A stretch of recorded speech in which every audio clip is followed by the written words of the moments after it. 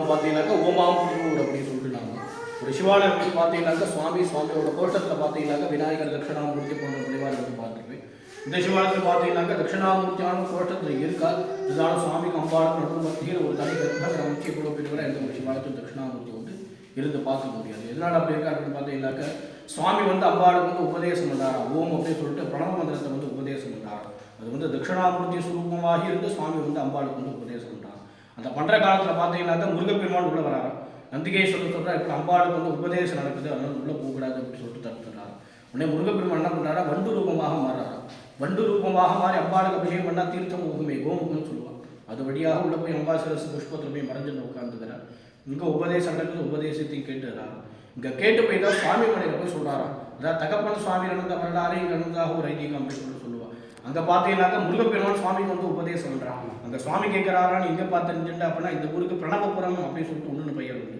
இந்த பிரணவபுரத்தில் வந்து நீங்கள் வந்து அம்பாளுக்கு வந்து உபதேசம் பண்ணையில் அதை வந்து நான் விட்டு கேட்டேன் அப்படின்னு சொல்லிட்டு அங்கே சுவாமி மலையில் முருகப்பெருமான் சொல்கிறாராம்.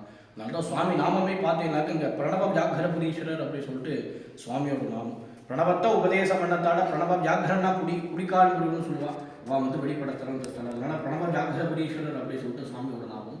ஊர் நாமம்னு பார்த்தீங்கன்னாக்கா ஓமாம் புலியூர். ஓம்னு பிராமணத்தை உபதேசம் பண்ணால் குடிக்கால் வெளிப்பட ஸ்தலத்தில் ஓமாம் புலியூர் அப்படின்னு சொல்லிட்டு ஊர் நாமம் காரணமாக இருக்குது. ஊர் நாமம் பார்த்தீங்கன்னாக்கா துயர் தீர்த்தநாதர் அப்படின்னு சொல்லிட்டு சுவாமி ஊர் நாமம். ஒரு அரசருக்கு வந்து குஷ்டரோகம் வந்துருந்தான். அவர் எங்கேயுமே பார்த்து அந்த குஷ்டரோகம் நீங்களையா கிராம தெய்வத்தை ஒரு அருணாச்சமன் அப்படின்னு சொல்லிட்டு ஒரு ஆலயம். அந்த ஆலயத்துக்கு பக்கத்தால் பார்த்தீங்கன்னாக்கா வரத்தன் குட்டை அப்படின்னு சொல்லிட்டு ஒரு குட்டை. அந்த குட்டையில் ஸ்நானம் பண்ணிட்டு மடியாக வந்து சாமி வந்து தரிசிக்கிறார். அந்த குஷ்டரோகம் இங்கே நடப்படியிருக்காங்க துயர் தீர்த்தநாதர் அப்படின்னு சொல்லிட்டு சுவாமிக்கு ஒன்று நாமம். சுவாமி பார்த்தீங்கன்னாக்கா சுயம்பூர்த்தி சுயம்பூர்னாக்கா காணாமட்டானவர் அப்படின்னு சொல்லிட்டு தட்சிணாமூர்த்தி பார்த்தீங்கன்னாக்கா யோக தட்சிணாமூர்த்தி அப்படின்னு சொல்லிட்டு நாமம். நம்ம அந்த ஸ்தலம் பார்த்தீங்கன்னாக்கா ரேவதி நட்சத்திரம் பரிகாரத்தலாம். அந்த ஓம்னு பிரணவமந்திரத்தை உபதேச காலத்தில் பார்த்தீங்கன்னாக்கா ரேவதி நட்சத்திரம். அதனால இந்த சிவாலய ரேவதி நட்சத்திர பரிகாரத்தலாம் பாக்கி நட்சத்திரக்கார குரு தோஷம் தான் அம்மை நாம புஷ்படதாம்பிகை அப்படின்னு சொல்லிட்டு நாமம். பஞ்ச புலியூரில் இது ஒரு குடியூர் பெரும்பற்ற குடியூர் சிதம்பரம் பெருங்குடியூர் திருவியார் பக்கத்தால் இருக்குது. இது ஓமாபுரம். திருப்பாதரி குடியூர் கடலூர். திரு எடுக்கத்த குடியூர் அப்படின்னு சொல்லிட்டு விருதாச்சலம் போகிற வழியில் ராஜேந்திரபட்டினம் அப்படின்னு சொல்லிட்டு நாமம். எல்லாத்துமே பார்த்தீங்கன்னாக்கா வியாக்கிரவாத முடிவு வந்து வழிபடுத்தலாம். அதுலேயும் வந்து இது ஓமாம் குடியூர் அப்படின்னு சொல்லுவாங்க.